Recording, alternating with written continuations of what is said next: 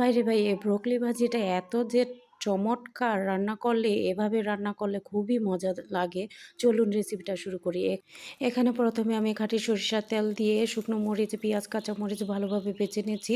অল্প পরিমাণ মতন আরকি লবণটা দিয়ে ভালোভাবে ভেজে নিয়েছি। সামান্য পরিমাণ হলুদের গুঁড়ো দিয়ে ব্রোকলিগুলো দিয়ে আমি ভাজিটা ঢেকে দিচ্ছি কিছু পরিমাণ পানি দিয়ে।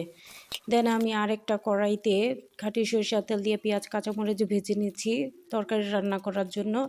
এখানে পরিমাণ মতন আমি লবণ, হলুদের গুঁড়ো, মরিচের গুঁড়ো সব স্বাদ মতন দিয়ে বেগুন এবং আলু কেটে রেখেছিলাম এগুলো দিয়ে ভালোভাবে নাড়াচাড়া দিচ্ছি। এই তো দেখুন মাশাআল্লাহ আমার ব্রোকলি ভাজিটাও হয়ে গেছে। দেন কিছু পরিমাণ আমি ধনেপাতা দিয়ে নামিয়ে নিচ্ছি।